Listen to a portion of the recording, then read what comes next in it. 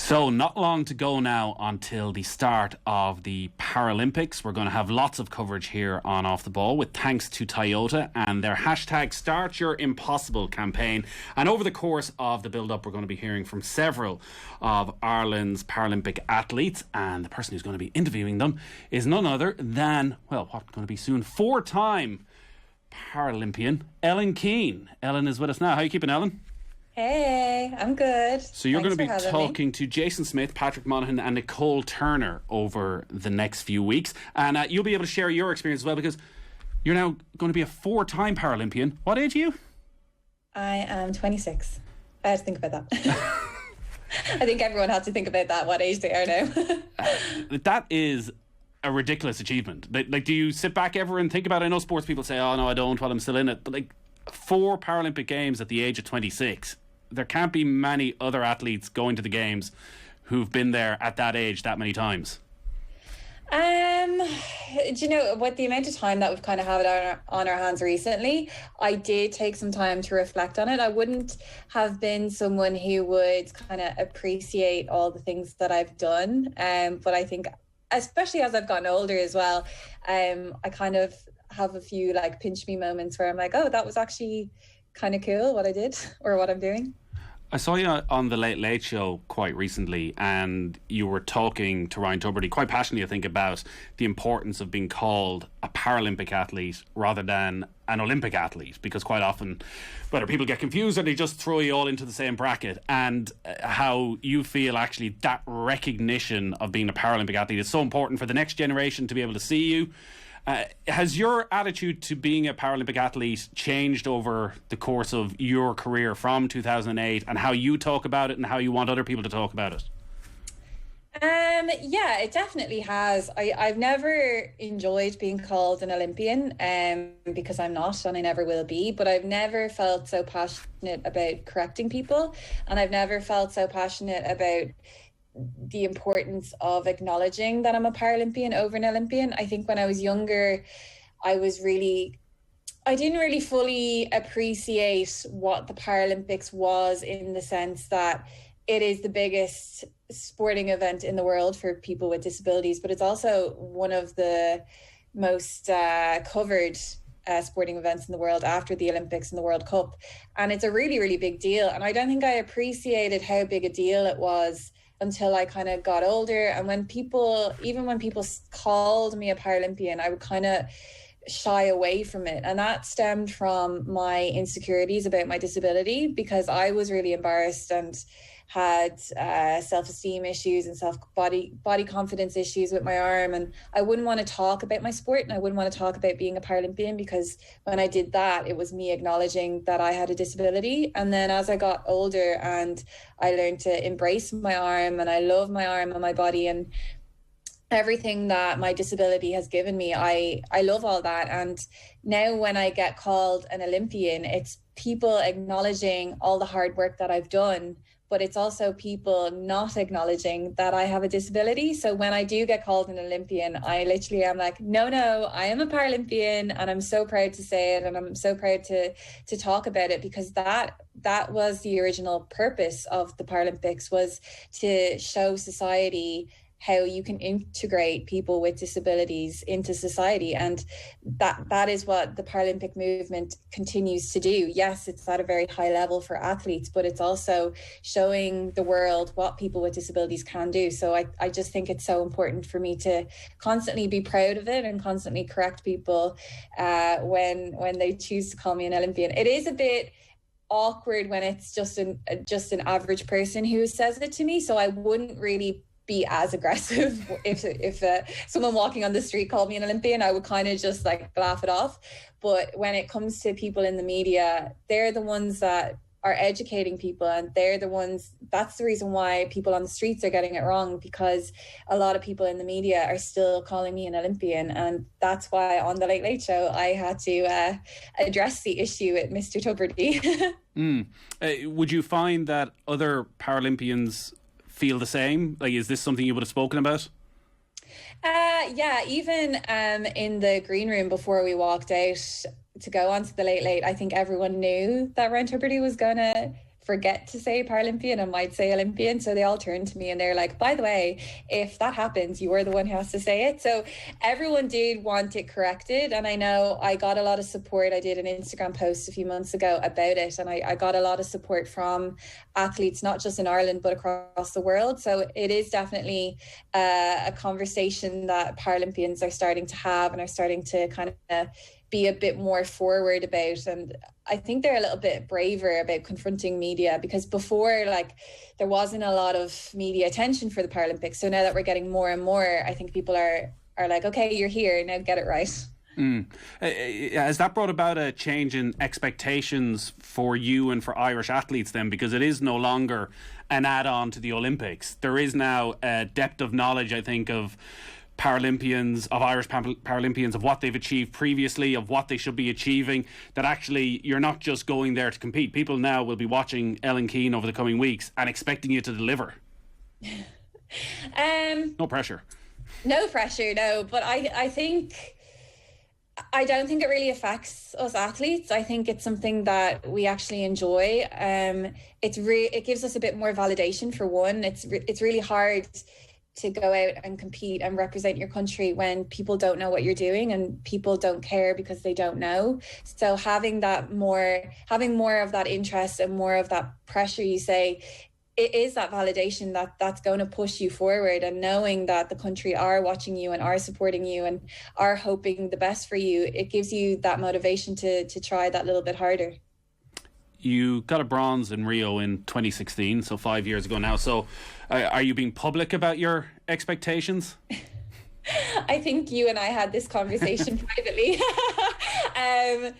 Exactly. So privately you are, publicly, what means you come home happy? I'd love to get on top of the podium. I don't think I'm shy about saying that, but at the same time, I'm really realistic. I know how quickly Paralympic sport is growing, and that's really exciting. Like in Rio, medals were decided on 0.01 of a second, and that could happen in Tokyo. We don't know what people have been doing. I myself haven't competed internationally since September 2019. Right. So even the competitions that I've been doing, I haven't been rested down for. I haven't had a chance to taper and fully see what I'm capable of.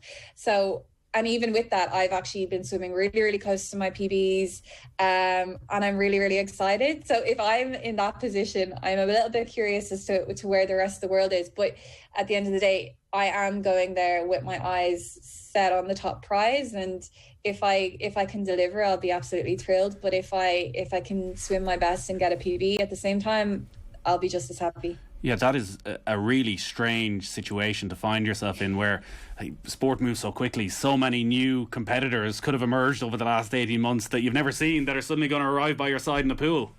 Yeah, I know.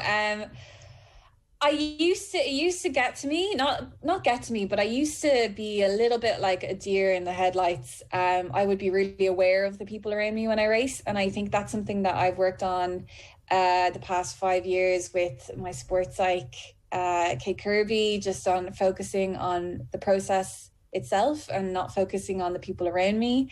I know I'm good at coming back stronger, whereas a lot of people might be better at the first 50 meters. So I just have to trust that I'm doing the right thing, and I have to stick to my race plan and focus on each stroke as it comes. And that's definitely something that I've had a lot of time to focus on. And even this extra year, it's an extra year of getting mentally stronger. How often do you meet with Kate Kirby then?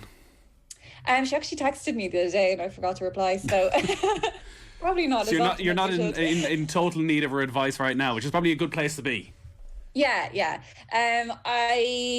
We keep in contact. We keep, like, if I feel like I need to have a chat, she's always at the end of the phone.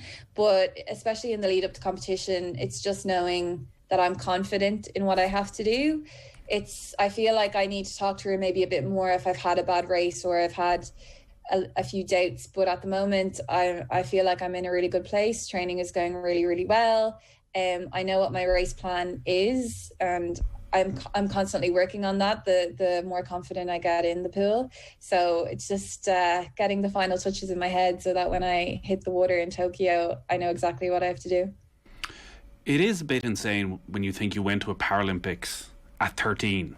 Like, what age were you when you first started thinking about Paralympics, and how do those conversations go with your parents, even, that, you know, you're going to go off to a Paralympics at the age of 13, and the pressure you're putting on yourself to compete at a high level at that age? Well, what are your memories of that?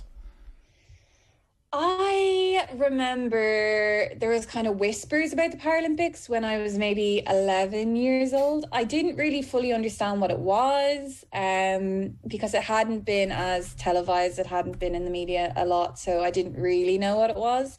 I knew that it was the Olympics for people with disabilities, and then I think it was in 2007, December of 2007, I was 12 and I went on a trip to America and I swam the qualifying time in my breaststroke.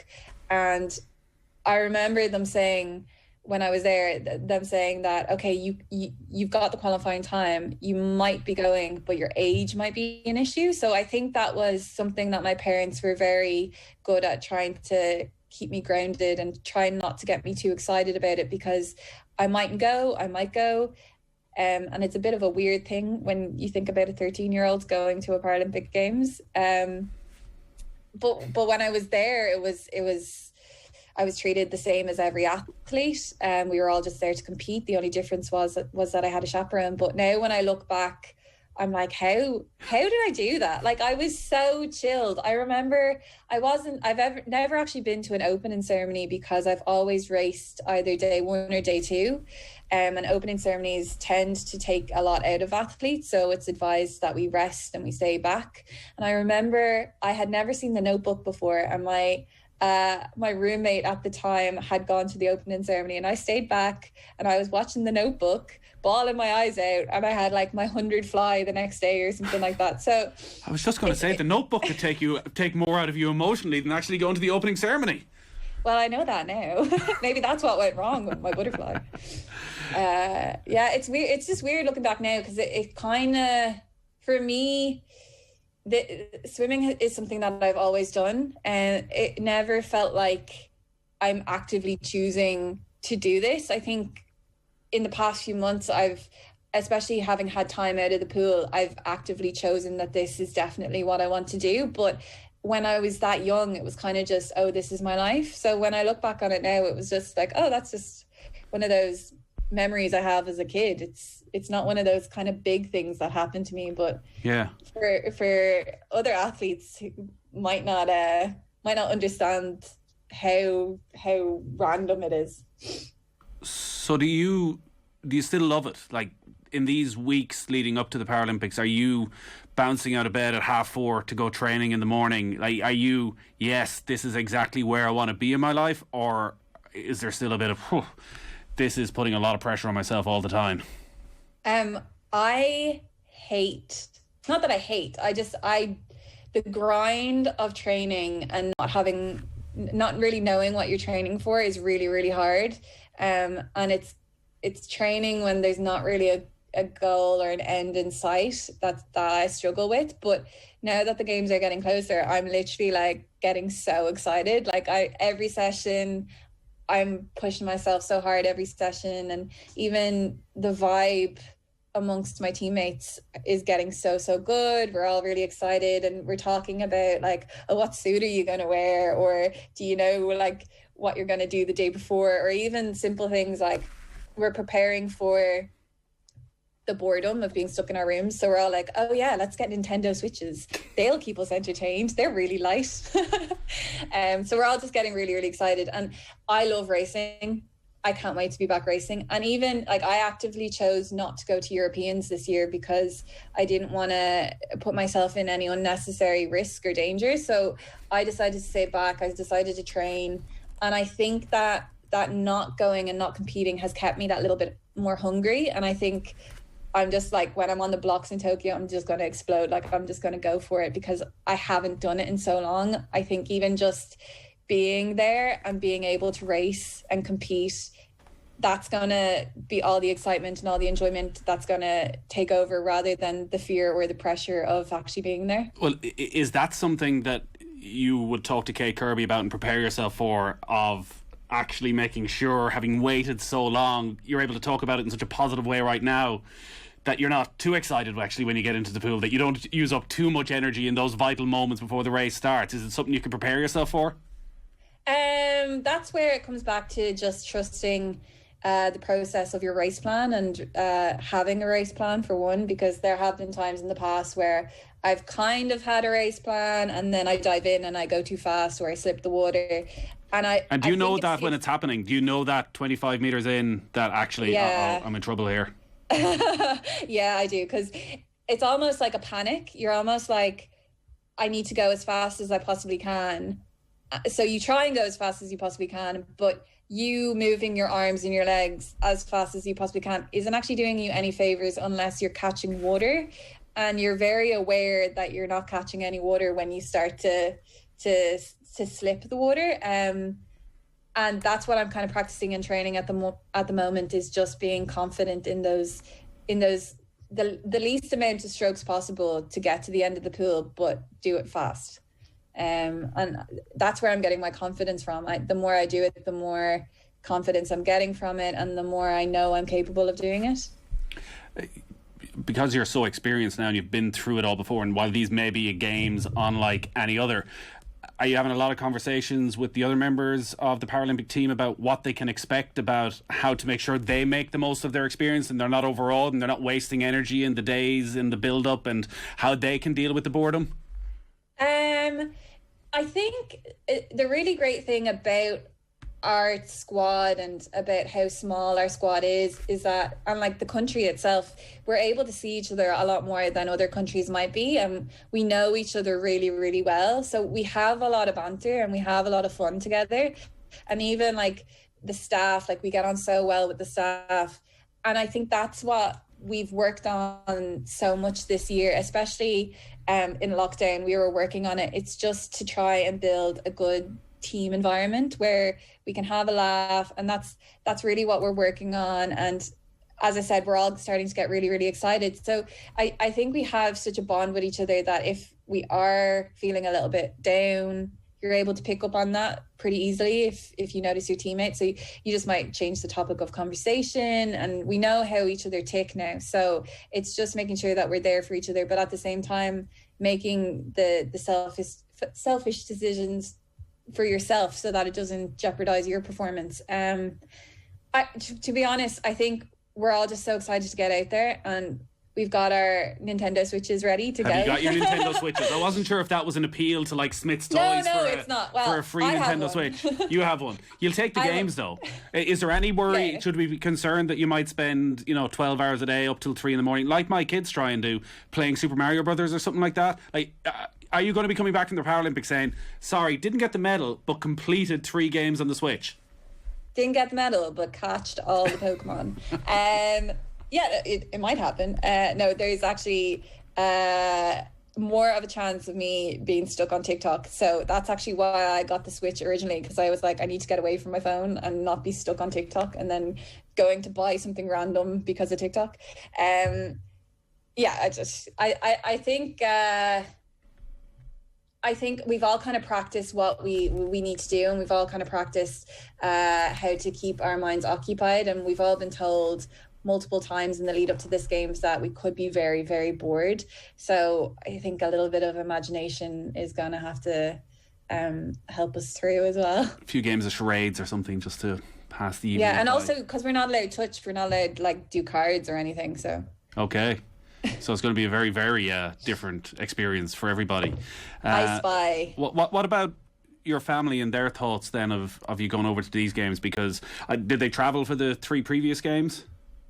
Yes, they did. So my parents love coming to competitions. They love getting dressed up. They kind of, obviously when I wake up on race day, I have a routine and a plan and a method that I go through, but so do they. Their routine is to get up and put on these ridiculously green Irish suits, get all dressed up, and then go to the stadium and like make it very obvious that this is Team Ireland and this is where the Irish fans are sitting. So they're not going to have that this year, which is a shame. I think they're still planning on waking up and putting the suits on. they'll probably have all cameras. Can we get them on them. Can we get them on a Zoom call? You're gonna have to ask them, but I'm sure they wouldn't say no. It's a shame for them, and it's a shame because when you finish a race, it's so easy to find them in the crowd because of how far they go with going all out. But at the same time, they kind of accepted it a while ago, and they saved a lot of money because of it. So there's the silver linings. There is. I don't know, as a family, if this is the things you talk about, but like, they must be incredibly proud of what you've done. And not just in the pool, but outside of the pool as well, and the role model you've become, particularly over the last few years, and how comfortable you seem to be speaking publicly, and the inspirational side of it. Is that something you are? It seems like it's something you're very aware of now. Your role within Irish society, almost as an ambassador for the Paralympics and for young people coming through as to what they can achieve. Yeah, we don't talk about it because I cringe a lot. I would get quite embarrassed, and I'd also, because I love it and I feel like it's my responsibility, but it's also kind of my job. Like, these things that I do, the talks that I do, are part of my job. And I always say to my parents, I'm like, you don't ask the boys how their accounting meeting went. So they probably do want to ask me a lot more questions, but I'm not willing to give the answers. Probably just a typical annoying child. But yeah, no, as I said, I do take it very seriously. I think the platform that the Paralympics has given me means that I have a responsibility and an opportunity that a lot of people don't have, and I'm kind of in a privileged position where I have a voice and a lot of people with disabilities mightn't have a voice. So I'm just trying to use it for good. Sometimes I'm better than others. Like, obviously at the end of the day, swimming is my main focus and Tokyo is my main focus, so I will put that ahead of everything else. But when I can, I will try and speak up for people, or put things on Instagram that I've experienced. And I find that when I do put things on Instagram about kind of things that have happened to me, or even like encounters that I've had, so many people reach out to me saying that they've experienced the same and thank you. And it's nice to be able to, it's nice to be the person that helps people kind of accept where they are, or help them get through something, and even give advice for kids who mightn't know that that's what it's going to be like. And unfortunately, like, one of the main things that kind of happens to me is that I get stared at a lot. I don't notice it anymore, but it was one of the main factors that caused me to hide my arm as a teenager. Right. And I didn't enjoy being stared at because of my disability, and now I don't notice it, but I think it's important to just keep pointing out that it's not going to go away, and you have to be stronger than the feeling of how it makes you feel when you are stared at because you're different. You need to be stronger than that. So you think, and maybe it is asking too much as a society, to ask society not to stare, you think actually that is going to continue? So when you're talking to young people, actually you need to find a way to accept that. Yeah, it's an internal thing. It's a strength that you need to work on, because it isn't going away, because it's a human thing that we stare at things that are different or that we haven't seen before. And how often do you see a little girl with one arm walking around? So that's kind of what I try and put out there, that it comes from you. And if people do make you feel uncomfortable, don't be afraid of staring back at them and making them uncomfortable. So you're going to your fourth Paralympics, and from what I gather, like, it is going to be a completely different experience, that you won't be able to hang around afterwards. You got to come back to Ireland pretty much straight away, so you can't go and watch other events and things like that. What happens next for Ellen Keane? So a week, you're going to be asked, even at 26, you're going to be asked, is retirement coming down the track? What is the plan for a week after, a month after the Paralympics? Because so much of your life has been dedicated to this. Yeah, a week after, I would love to say that I'm going to go to like Greece and be on a bed in the sun, but realistically, you're trying to finish Super Mario on the Switch, so not around, guys. Realistically, that's probably not going to happen. I'd like to take a little bit of time off. But the time off that I've already had last year made me realize that I love it. I love racing. I love competing.